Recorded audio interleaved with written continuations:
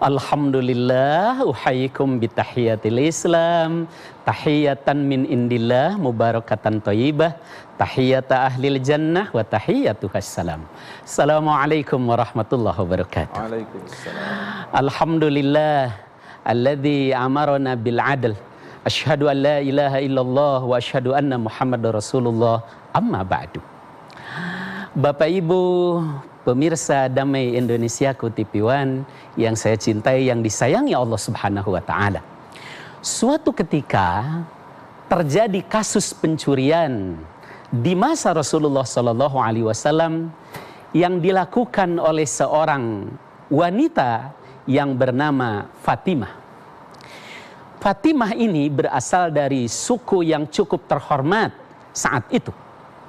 Maka keluarganya dan kaumnya kemudian berunding bagaimana melobi kepada Rasulullah SAW supaya tidak dikenakan hukuman.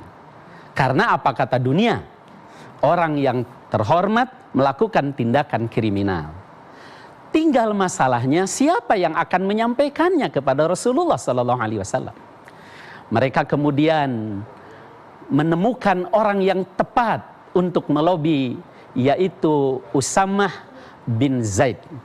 Usamah adalah putra dari Zaid bin Harisah, yang Zaid adalah anak angkat atau anak asuh Rasulullah Sallallahu Alaihi Wasallam.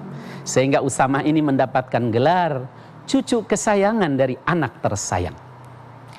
Usamah kemudian menghampiri Rasulullah Sallallahu Alaihi Wasallam dan menyampaikan bahwa keluarga Fatimah siap mengganti, baik mengganti kerugian maupun mengganti orang, seandainya harus tetap mendapatkan hukuman. Rasulullah Shallallahu Alaihi Wasallam kemudian bersabda, Inna ahlaka man kana qablakum, sesungguhnya kebinasaan bangsa-bangsa di dunia ini, kapanpun dan dimanapun, termasuk bangsa-bangsa sebelum kalian adalah idza kana du'afa'uhum, jika yang melakukan kesalahan adalah rakyat jelata, dihukum seberat-beratnya. Tetapi wa idza kana agniahum, tapi apabila yang melakukan kesalahan adalah the ruling elite atau mereka yang punya link kepada kekuasaan, hukum tidak dikenakan kepadanya. Wallahi, kata beliau, demi Allah, jangankan Fatimah saudaramu itu, lau kanat Fatimatu binti Muhammad sarakat laqata'tu yadaha. Seandainya Fatimah putri Muhammad yang mencuri, seandainya, tentu saja Fatimah mana mungkin mencuri, tapi seandainya Fatimah putri Muhammad mencuri, laqata'tu yadaha, pasti aku akan potong tangannya. Pemirsa Damai Indonesiaku yang disayangi Allah Subhanahu wa taala, hadis ini menjadi dalil begitulah keadilan di dalam Islam. Hukum tidak boleh pandang bulu. Kalau bulunya kambing, hukumnya galap banget loh. Tapi giliran bulunya macan, hukumnya yang ketakutan. Hukum tidak boleh pandang bulu. Bahkan Kanjeng Nabi sampai mensinyalir seandainya Fatimah yang bersalah, tetap akan dihukum. Itulah keadilan dalam Islam dan itulah penegakan hukum dalam Islam. Dan ini kemudian dipraktikkan juga oleh Amirul Mukminin Umar ibnul Khattab ketika anaknya Abu Sammah melakukan tindakan yang dituduhkan oleh seorang wanita kepada Umar bahwa dia diperkosa oleh Abu Sammah, padahal setelah diselidiki ternyata peristiwa itu terjadi di luar kesadaran Abu Sammah. Dia mabuk, dan mabuknya bukan karena pemakai tapi korban dicekoki oleh sekelompok anak muda Yahudi. Umar langsung yang merajam anaknya Abu Sammah. Begitulah keadilan dalam Islam. Maka Islam menjelaskan dengan tegas, ketika hukum dipermainkan, direkayasa untuk sebuah kepentingan, itulah awal kehancuran suatu bangsa. Itulah makanya kenapa di dalam Islam berdusta, apalagi berdusta yang kaitannya dengan soal hukum, ini merupakan dosa besar. Nabi SAW mengingatkan seorang muslim masih mungkin melakukan kesalahan yang lain. Masih mungkin seorang muslim itu sholatnya lalai.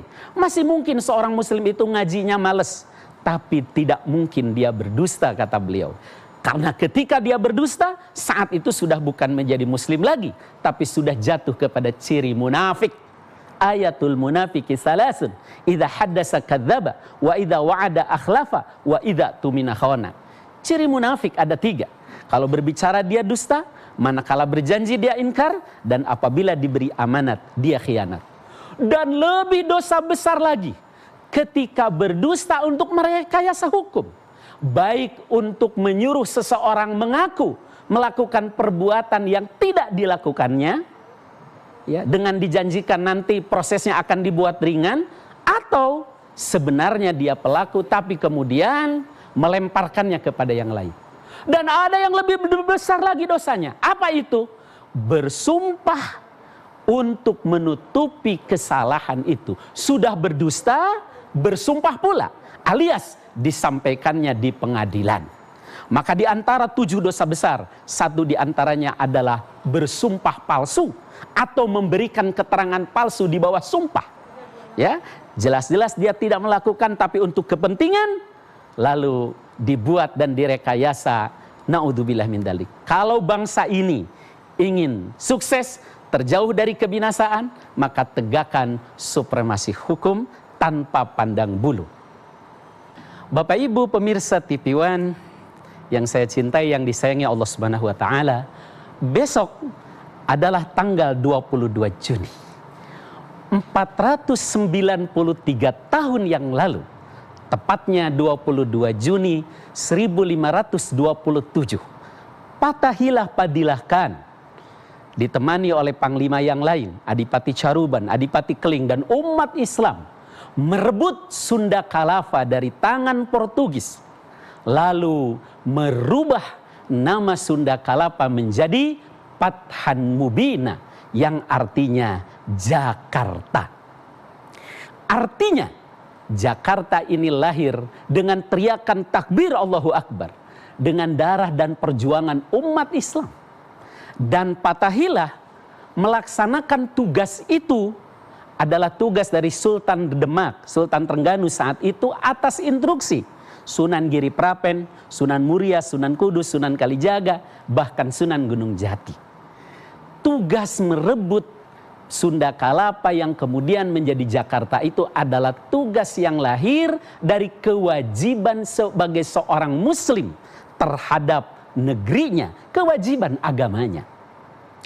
Karena itulah, untuk itulah memang seorang muslim harus senantiasa ingat bahwa ada maqasid syariah, ada tujuan disyariahkannya ajaran Islam ini.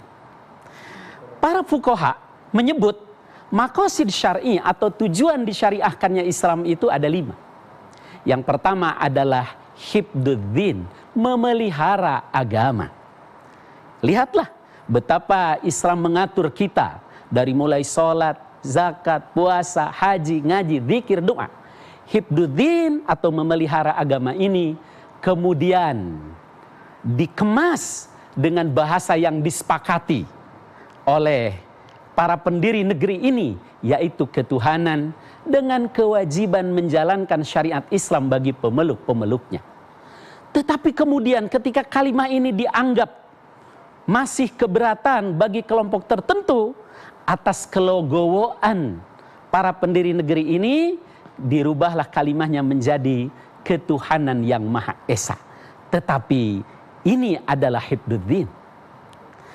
Kemudian maqasid syar'i yang kedua adalah hifdzun nafs, memelihara jiwa. Agama ini lahir untuk memelihara jiwa, jiwa anak manusia. Itulah makanya kenapa di dalam Islam membunuh merupakan dosa besar. Sampai-sampai dalam Al-Quran, man qatala nafsan faka'annama qatalan nasa jami'a, wa man ahyaha faka'annama ahyan nasa jami'a.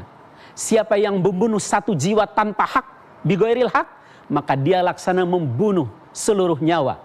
Dan siapa yang menjaga kehidupan satu diri, satu jiwa, itu laksana menjaga kehidupan manusia seluruhnya. Ajaran Islam begitu menghormati yang namanya kehidupan.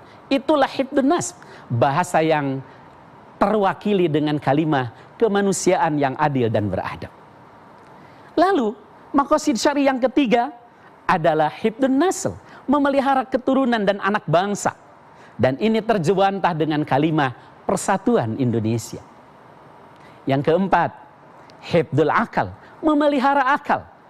Ini terwakili dengan kalimat kerakyatan yang dipimpin oleh hikmah kebijaksanaan dalam permusyawaratan perwakilan. Dan yang kelima dari maqasid syar'i adalah hifdzul mal, memelihara harta. Sehingga orang yang gugur membela hartanya dikategorikan sebagai syahid. Dan kalimah ini cukup dengan keadilan sosial bagi seluruh rakyat Indonesia. Maka Pancasila bagi umat Islam adalah maqasid syar'i, sekaligus kesepakatan bersama, konsensus bersama untuk hidup di sebuah negeri yang plural, yang terdiri dari suku, bangsa, agama, semuanya bisa terpayungi dengan Pancasila ini. Dan indahnya seorang muslim yang hidup dengan komitmen dengan Quran dan Sunnah, melaksanakan maqasid syariah, dia adalah Pancasilais sejati. Demikian juga agama-agama lain. Ketika mereka menjalankan agamanya, maka mereka juga adalah Pancasilais sejati. Ini sudah final. Maka kalau ada yang mencoba mengutak-atik, diperas menjadi Trisila, apalagi menjadi Ekasila, lalu kalimatnya menjadi ketuhanan dengan berkebudayaan, jelas ini mengkhianati pengorbanan umat Islam dan para pendiri negeri ini. Umat Islam ini sudah kurang legowo apa? Yang namanya Piagam Jakarta, yang itu kesepakatan yang dirumuskan oleh para pendiri, tapi demi persatuan umat Islam sudah mengalah. Dan berulang kali diperjuangkan, kita selalu mengalah demi persatuan. Tapi kini ada orang yang mencoba-coba mau mengutak-atik dan merubahnya. Jelas kita bangsa Indonesia, umat Islam tidak terima. Karena bagi kita Pancasila, konsensus bersama, itu adalah landasan berbangsa dan bernegara yang lahir dari akidah, dari keimanan. Maka bagaimana mungkin ketuhanan yang jadi ketuhanan yang berkebudayaan? Sedangkan akidah itulah, keimanan itulah landasan seorang muslim dalam berbangsa dan bernegara, termasuk dalam melaksanakan maqasid syar'i atau tujuan disyariatkannya ajaran Islam. Bagi kita umat Islam, Pancasila adalah konsensus bersama untuk hidup berbangsa dan bernegara, maka tidak boleh diutak-atik apalagi dirubah dengan alasan apapun. Wallahu a'lam bishawab.